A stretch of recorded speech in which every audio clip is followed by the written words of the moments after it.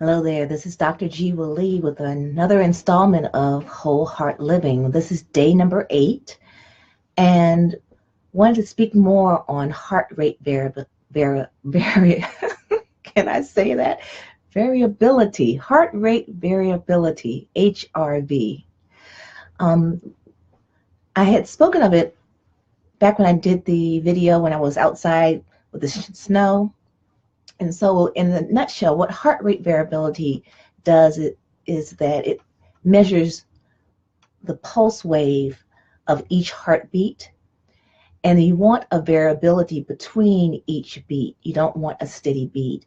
The variability shows that there's flexibility and elasticity within the system, that the heart can adjust to minute changes that it senses from the information given to it from the brain and adjust accordingly. So another example of how heart rate variability, heart rate variability can be useful as a diagnostic tool is with first responders or measuring stress levels within somebody. HeartMath Institute, based in Northern California, has done a lot of research based on heart rate variability and has developed a feedback tool that you can use to see where you are on the stress level scale and adjust yourself accordingly. If you're in a high stress situation, there are in neurological things that happen to elicit that response, neurological and hormonal things that happen within the body to elicit a stress response. And the heart helps with all of that. It helps orchestrate all of that. So if you're in a high stress situation, a fight or flight response is initiated within the body. The autonomic nervous system has two parts, and the part that's activated is called the sympathetic part, or the fight or flight part. And a lot of things happen when that part is initiated. So heart rate increases, blood pressure increases, respiration increases, and then resources within the body are managed so that a fight or flight response can be optimized. So blood is shunted to the extremities and away from the internal organs because digestion is not a priority when you're running or fighting. So anything that has to do with helping you run or fight, so muscle activity in the arms and the legs are optimized with a fight or flight response. What is wrong with my enunciation today? Anyway, also hormonal things are activated. So adrenaline levels are increased, cortisol levels are increased, and all this is geared towards helping with the fight or flight response. Well, also what happens if you can measure the heart rate variability during a fight or flight response is there is a jagged kind of signal that happens. A sine wave is a nice curve signal, and this is more of a jagged signal when you're in a high stress situation. The alternative of that, the polar opposite of that, is a calm, relaxed state. Optimally would be a high vibration state. So even love, joy, happiness, all of those would contentment would all put you in a state where the HRV has a nice, smooth signal.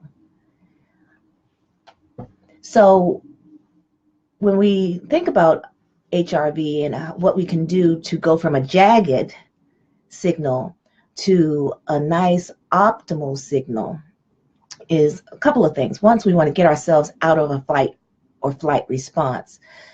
Now, I have one more thing that I wanted to say about this. When your nervous system is engaged in a fight or flight response, what's supposed to happen is that once the threat is over, your nervous system switches, the autonomic nervous system switches to a parasympathetic response where it's a healing, cleansing, filtering, digesting part of the nervous system is initiated. So now blood is going back to the internal organs so that digestion and all those wonderful things can happen. Cortisol levels are decreased, blood pressure decreases, heart rate decreases, adrenaline levels decrease, respiration decreases. So it's the exact opposite of what happens during the fight or flight response. So this is what's supposed to happen when the threat is over. So what has happened through time is that the fight or flight response is now one that is initiated more often than not. So instead of being chased by a bear or by a lion or whatever threat there is, and then being in safety, and then the parasympathetic part kicks in, we have different kind of bears. We have relationship bears, we have traffic jam bears, we have commuter bears, we have money bears, so lack of money bears. And all of these initiate the same kind of stress response in the body. And so over time, it kind of escalates to a point where you get stuck in a fight or flight response based on these memory patterns of what you get stuck in a groove of a fight or flight response, and then those systems become taxed. So some of those systems get taxed. So some of the symptoms that you may have from being stuck in a fight or flight response would be trouble sleeping, gaining weight because the amount of cortisol that's going in your blood, high blood pressure all the time because your heart rate level, your high blood pressure is initiated by that fight or flight response and then just stays on. Problems digesting food. Did I say problems sleeping? If I didn't, yeah, you have trouble sleeping because you're in this heightened state. They've also done research on the fight or flight response and how long it lasts after it's initiated. And they looked at first responders, so firefighters, EMT workers, police officers in a stressful situation, and they measured their HRV hours after the incident that they had encountered.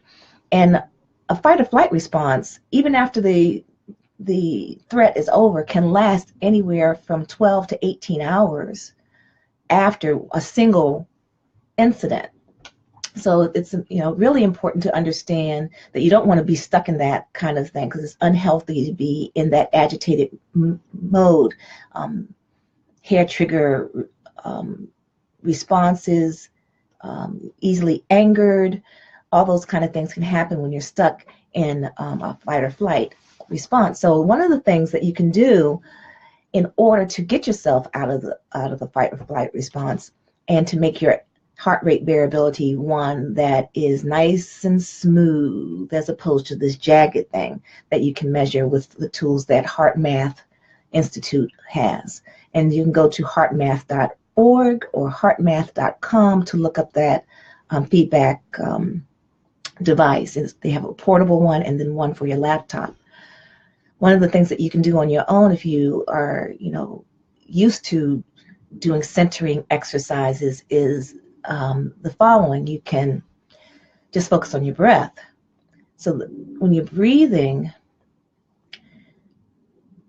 what happens is, especially if you're doing diaphragmatic breathing, deep abdominal breathing, is that you're using your diaphragm under your lungs is going up and down, and there are nerve endings that are tied to the parasympathetic part of your nervous system that are activated. And so that response helps initiate a response in the whole body that leads to a relaxation. So deep breathing, nice and deep breathing in and out through your nose, a slow count of 4 going in as fully as you can, letting that belly go out as you breathe in, and exhaling, letting the belly go in as you exhale.